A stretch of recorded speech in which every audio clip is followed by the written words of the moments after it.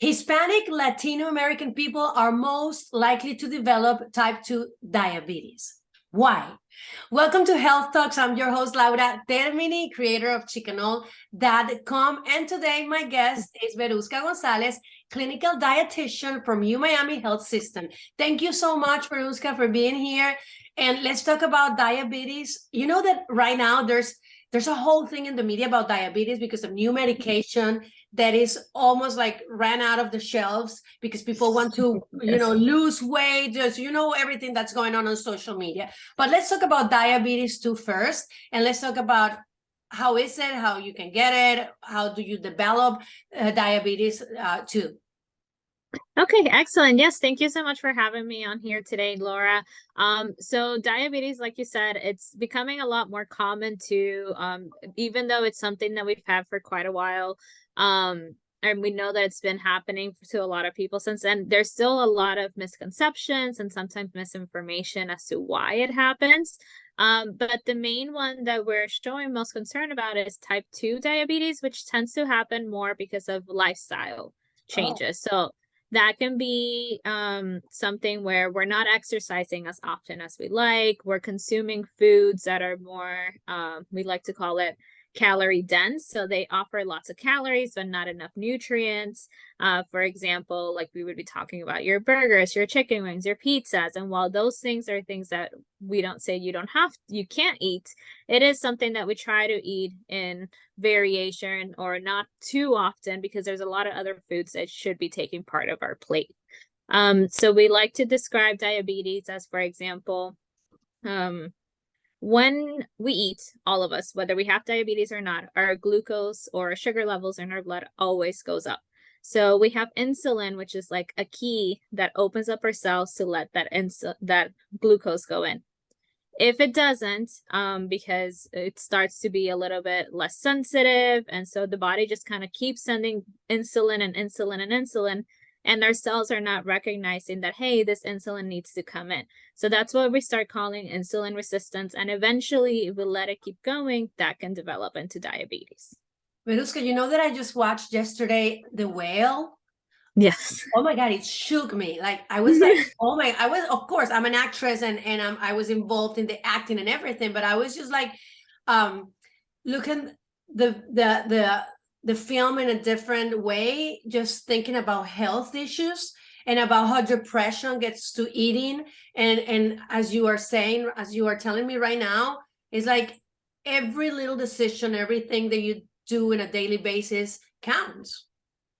Right, exactly. It does. I mean, we try not, because it can get overwhelming one way and another. So we try not to let it be where you're monitoring every single little thing that's happening throughout your day. But it is something that we would like people in our population in general to be conscious of because it does exist. Okay. How do the certain foods help lower the risk of diabetes? So in general, we just recommend eating a nice and healthy balanced plate. And so a lot of things, especially for us Hispanics, we may hear that our foods are not healthy or we cannot eat those, which is not necessarily true. There's just a way that we should be serving our foods. So normally we do like about half of our plate to be a mixture of non-starchy veggies and fruits, any kind of fruits that we like. And so our non-starchy veggies are things that are low in carbohydrates. So that would be like your spinach, your broccoli, cauliflower, eggplant, zucchinis, carrots. There's a really long list. But there's a lot of non-starchy veggies that if you don't like a few of them, that's okay. You could just always switch to the other ones that are on the list. And then as we move on to the other half of the plate, we like to divide that half into two. So we have 2/4.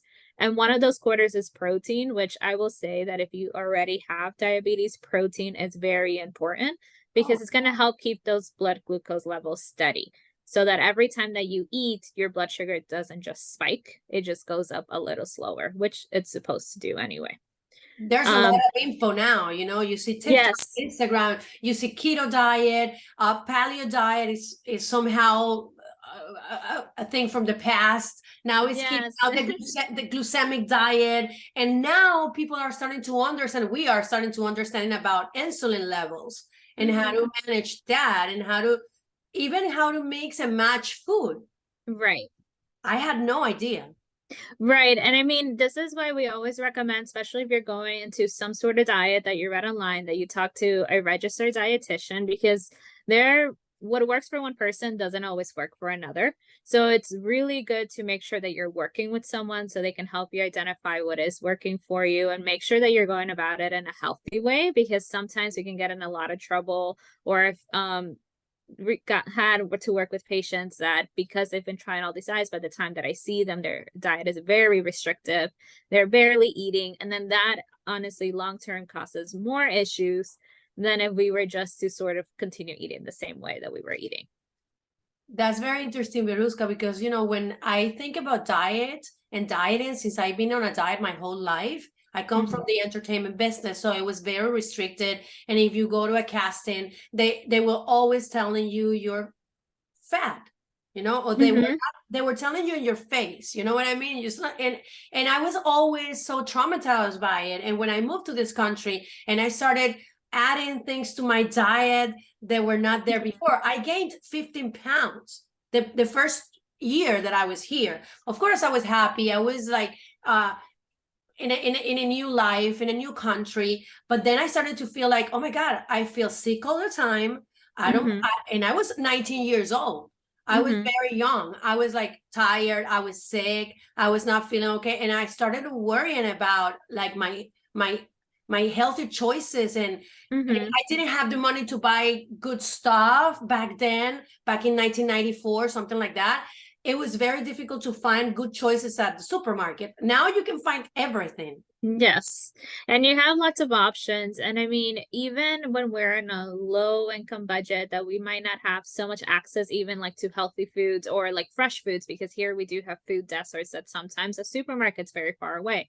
But you can still do low sodium canned foods. You can make sure to rinse them. You can do frozen vegetables and fruit. So those are ways to continue to have those healthy foods in your diet, but in a way that's maybe a little bit more affordable to you. A lot of I've seen some patients, they are more living in that agricultural area, so they may have some of the farmers out there can do co-ops, which you can go once a week to pick up some of their fresh produce, and you can get those at a cheaper rate than if you were to buy it at a supermarket. What about fruits? Fruits in the morning and the midday, during breaks, at night. So, we have a lot of myths about. Yes. Well, in general, we do recommend fruits at any part of the day. It's whatever you feel is most comfortable for you. It's more important to get them in rather than the time that you're getting it in.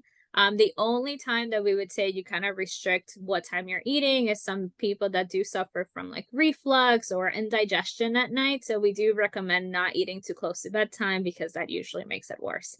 But aside from that, it's really just up to you and what fits your schedule best. Okay, and talking about schedule, you can schedule your appointment at UMiamiHealth with Veruska or any of their experts, and they have a lifestyle change program, which I love. And you'll work with a trained dietitian or doctor and to fit your needs. So thank you so much, Veruska, for being here. It's my pleasure. Thank you again to you, Laura.